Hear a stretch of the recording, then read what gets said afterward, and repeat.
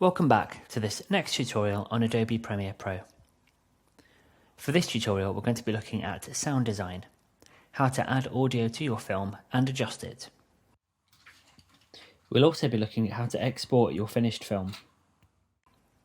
Now before we begin today's lesson, it's really important that you have downloaded the music file that we're going to need for today's workshop. The track is called Happy Music, and you'll find it in the Video Tutorials folder on the KLE. Once you have downloaded the track happymusic.mp3, store it somewhere on your computer.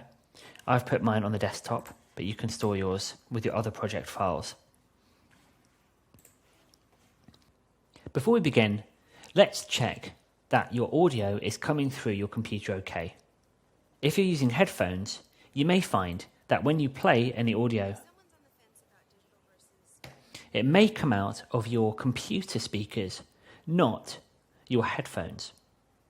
To change this, go up to the menu Premiere Pro at the top of your screen, go down to the Preferences subsection and select Audio Hardware from the list.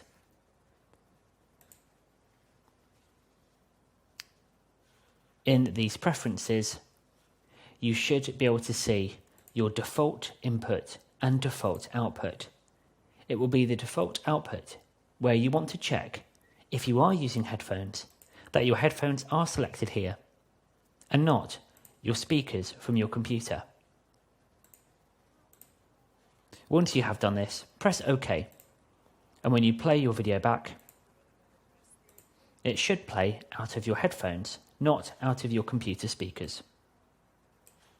Now, you may notice that there is already a clip with some audio in your film, which is this one. As you can see, this video clip of the green screen subject has got audio associated with it. If we have a closer look at this by zooming in using the plus and minus keys on the keyboard, you can see that the squiggly line represents the audio. If your timeline bar here is nice and large, then you should have this bar going through the center of the clip. This indicates the volume of the clip. If you can't see this bar, like this, then you'll be unable to adjust the audio this way. So, if your clip is looking a bit squashed like this, you can click on the spanner icon and go to Expand All Tracks. This will increase the size of the track on your timeline and enable you to view this bar going through the middle of the clip. So this bar controls the level of the audio. To make the clip louder, lift the bar up higher. To make the clip quieter, simply click and drag to move the bar lower down. As you click and drag this bar, underneath your mouse cursor, you will see some numbers appearing. This indicates the volume level, and it's measured in decibels. You'll notice, by default, that this bar is usually at 0 decibels. Going under this into minus numbers will of course lower the volume, and anything above 0 decibels will increase the volume. Product and you care about the quality of it. If someone's on the fence, if your audio is too loud, your audio will peak, generating these red bars on your audio level indicator. Peaking is where the audio is so loud that it gets distorted. We want to try and prevent audio peaking wherever possible.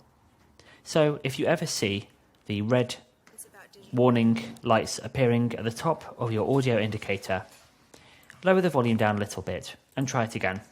if someone's on the fence about digital versus creative letter, Getting rid of the red warning up here means that your clip will play back fine and will not sound distorted or crackly. Now let's have a look at adding some other audio onto your timeline. Now I have already pre-prepared some audio clips, which I will now pop onto my timeline to show you them.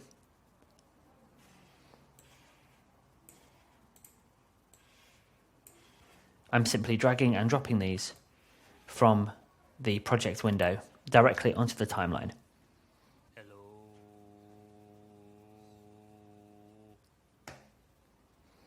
Now, these clips are going to be quite loud because you can see that the waveform is larger than the first one, and this one is even more so. So I'm going to start by lowering the volume of these so that they do not become too uncomfortable when I play them back.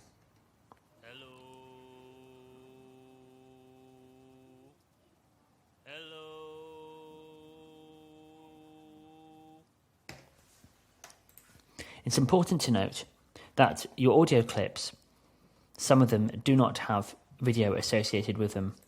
This is absolutely fine and enables you the flexibility of putting these audio clips or sound effects with other parts of your video. For example, if I wanted these sound effects to play at the end of my film, I can put them underneath the clip here of the roller coaster as it ends.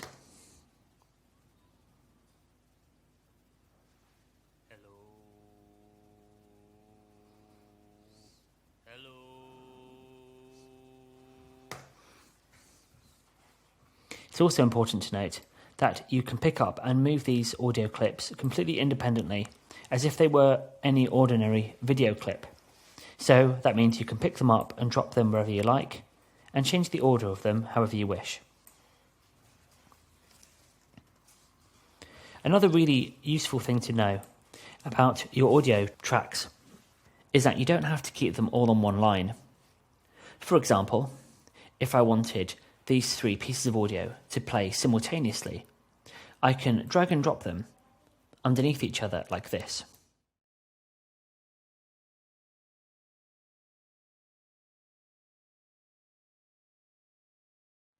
As you can see, the three audio clips are now stacked one on top of the other, and when I play them back, they will all play simultaneously.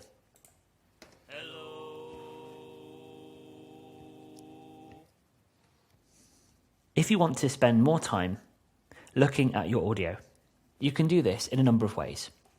The first way is to make your timeline larger. The quickest way to do this is to put your mouse on the bar above the timeline window until you see this double-ended arrow. When you see this symbol, click and drag with your mouse.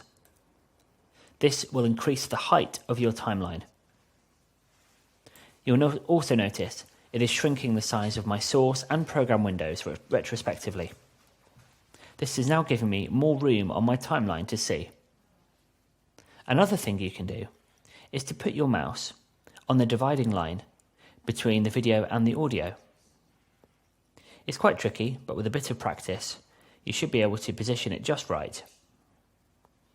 I find the easiest place to find the divide between the video and the audio is on the bar on the left-hand side of your timeline. If you're not sure how to find this, remember you want to look after video 1 and before audio 1 to where you see this bar.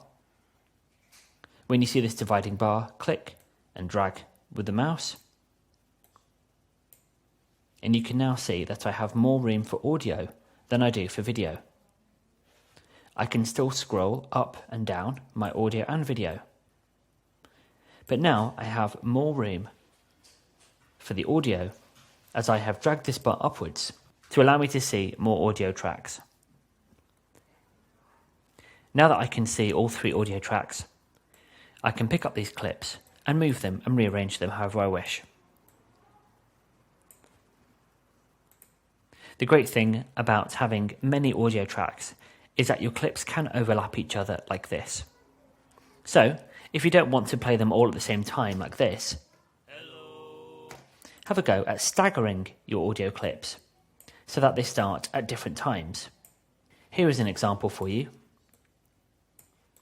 where this audio clip will start first, followed by this one, followed by this one. Let's have a listen and see how that plays.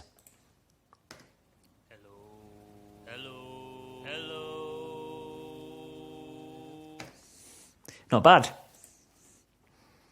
Now you can have a go at this yourself with any audio clip that you have. For the purpose of this exercise, I've already prepared an audio clip for you.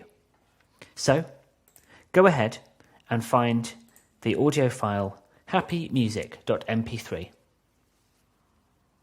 When you have found this, go back into Premiere Pro, click on the project window and go to File and choose Import. This will import the audio clip directly into your Premiere Pro project. Once you have imported the clip, you should be able to drag and drop this directly onto your timeline. I'm going to drag and drop it to the very start of my video. Now, if I put my playhead at the start of my film and press the play button on my program window,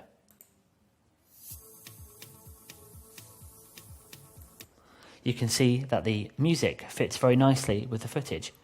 However, you may notice that the audio is peaking slightly, again indicated by this red warning on my audio level indicator on the right hand side of my screen.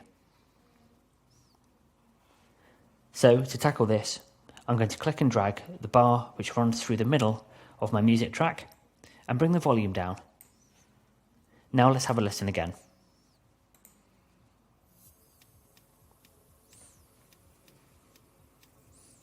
Much better.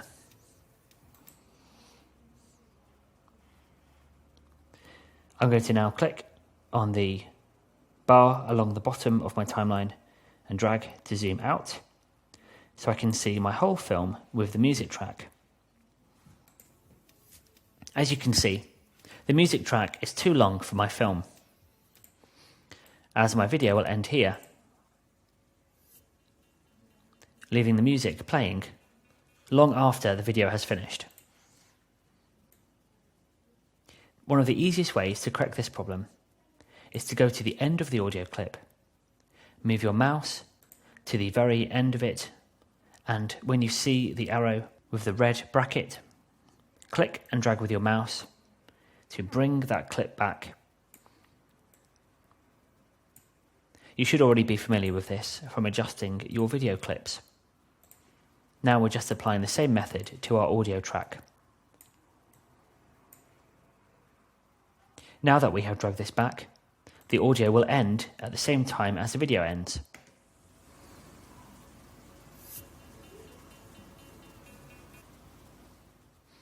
However, that is quite an abrupt end, so let's finish it off nicely by putting a cross dissolve on the end of it. Now, you'll probably remember the cross dissolves from when we added them in an earlier tutorial. But this time, we're going to use an audio cross dissolve. You can find the audio cross dissolves in the Effects tab.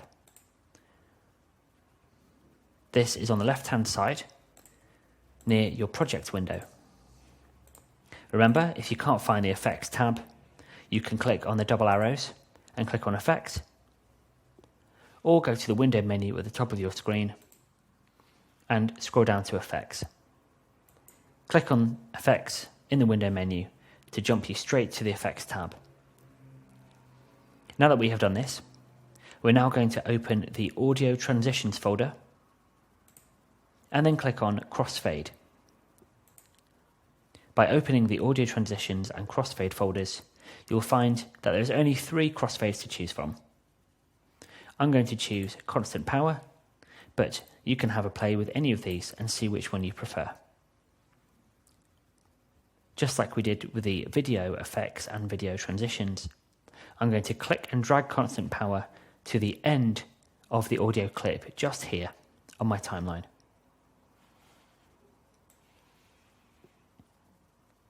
Just let go of the mouse, and that will apply the cross dissolve to the end of your clip.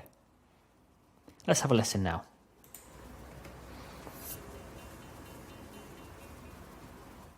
That's still quite an abrupt end. Let's zoom in and see what else we can do. As you can see, the cross dissolve is quite short. So, you can move your mouse to the edge of the cross dissolve to expand it.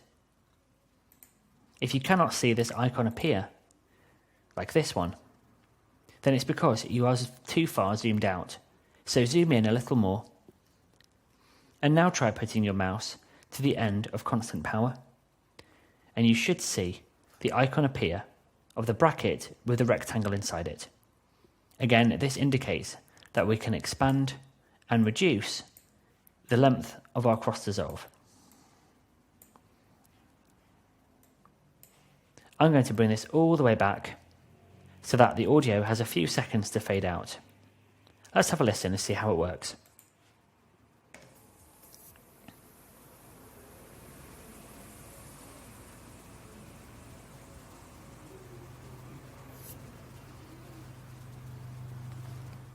It's better because the fade out is smoother as it carries over a longer period of time. However, with this music coming in just here, it's quite distracting and it gives the impression that the film is going to continue as the music's beat begins again. So, what I'm going to do is show you a different way to fade out audio clips. I'm going to start by removing this cross fade here by clicking on it and pressing the delete key on my keyboard. This has now removed the crossfade, and we're back to where we started from, with the music ending abruptly like this. So, rather than dragging and dropping a crossfade onto this clip, I'm going to show you how to manually reduce the audio. For this, we're going to use the pen tool. The pen tool can be found on your toolbar and looks like the nib of a fountain pen. Click on the pen tool and then move your mouse over the bar which runs through the middle of the audio clip. Remember, this is a bar that controls the volume.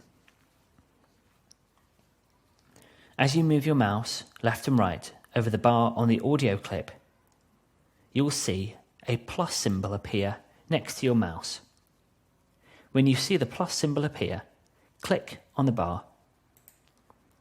This adds a little dot called a keyframe. If you want to, move your mouse a bit further over and click again to add another keyframe. You can add as many or as little keyframes as you wish. Once you have added these keyframes, you can click on them with the pen tool and drag down with your mouse. As you can see, the volume will be normal here and then will start to lower as it reaches this keyframe. If I wanted to make it a longer fade out, I can drag these keyframes down as well. Now you can see the audio dips before fading out completely. If you wish to remove any keyframes, simply click on them once with the mouse to highlight them, and then press delete on the keyboard. Again, you can create and delete as many keyframes as you wish. Have a go now at adding some keyframes. Remember, if you're having difficulty with this, make sure that you can see this bar going through the clip. If you can't, remember you can click on the spanner icon on your timeline settings and click Expand All Tracks. This will make the clip nice and large, allowing you to add plenty of keyframes to the line that runs through the clip.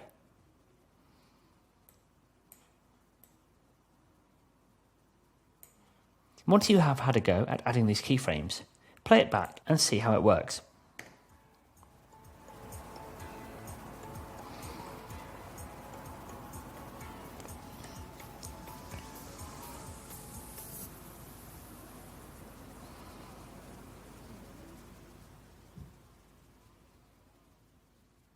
I'm much happier with that fade out, as it's lowered the volume much quicker, but also has lowered it before the beat kicks in, here, in the audio clip. If you want to, you can go to the beginning of your audio clip at the start of your film and also add a few keyframes here if you want to increase or decrease the volume as the clip begins.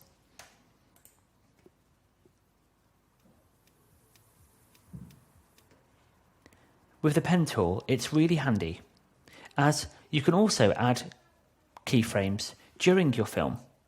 For example, when your subject talks, you can add keyframes to the clip to lower the volume of the music whilst the subject is talking.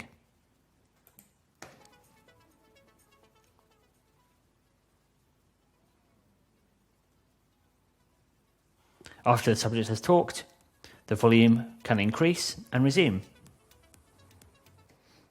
As you can see, you can play around with this and change it however you wish. For example, if the subject is talking for longer than you expected, you can simply click and drag to move these keyframes over to reposition them somewhere else. Have a go at doing this yourself. Remember, the pen tool is really handy for adding and adjusting these keyframes. And if you make a mistake, remember you can always click on the keyframe and press delete on the keyboard to remove it. If you get really stuck, or there's something wrong with your audio, remember you can also delete the audio file off your timeline and then drag and drop it back onto your timeline from your project window. Once you have done this, you can carry on using the pen tool to add and adjust the keyframes in your audio.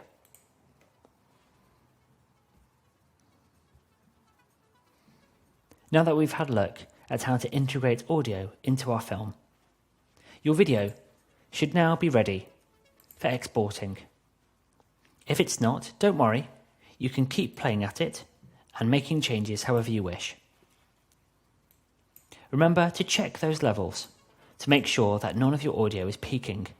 If it is, you will need to lower the volume of that clip to prevent any fuzziness or crackle to the audio as it plays back.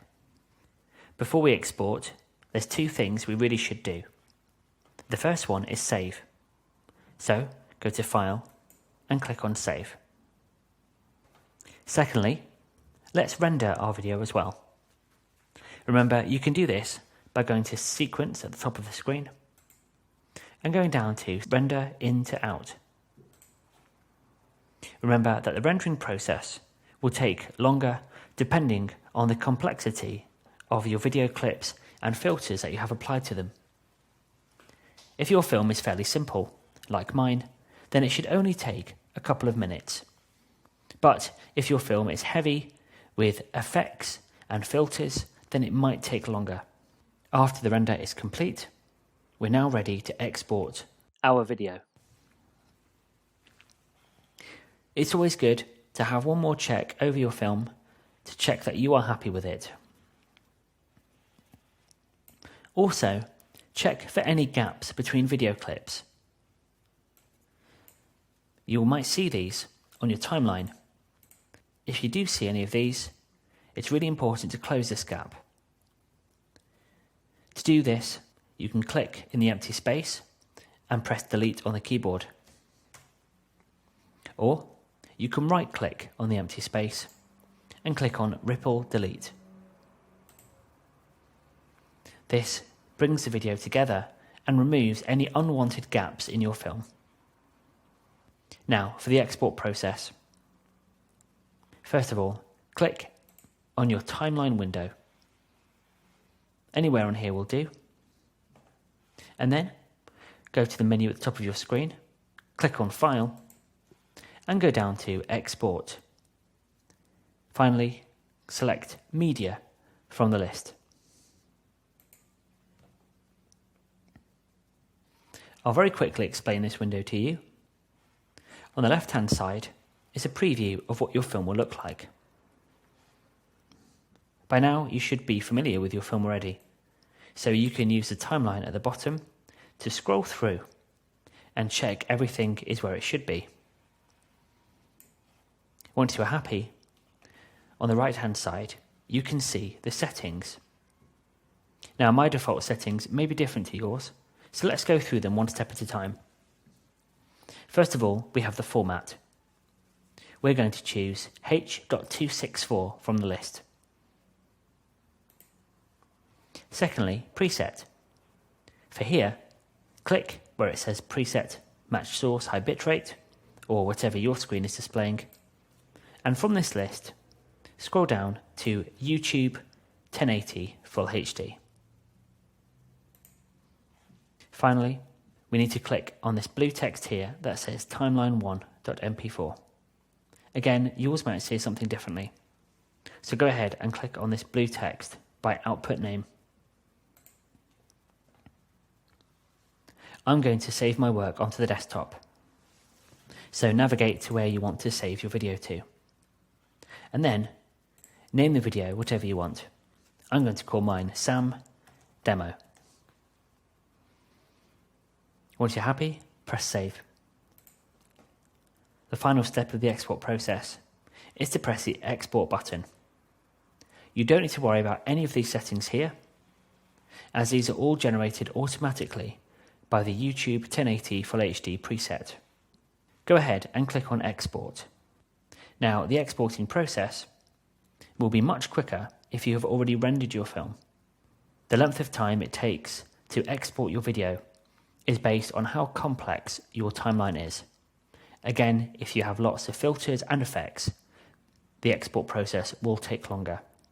Also, if your video is quite long, it will also take longer to export. As you can see, mine is only taking a few minutes to export, so hopefully yours will also be quite quick to export. Once your video has exported, it will bounce you back into your project. From here, you can have a look on your desktop where your film should be waiting for you, as mine is. Double click on your video and watch it through to check that you are happy with it. Don't worry too much about the quality, as the video clips we have used in this exercise are low quality video files. But hopefully, when you come to make some videos, they will be sharp, high quality video files and will look really good. That concludes the export process of your file, and hopefully now you should have a finished video on your desktop or wherever else you have saved it to. Thank you very much for watching these tutorials, and hopefully I'll see you again very soon. Take care. Bye.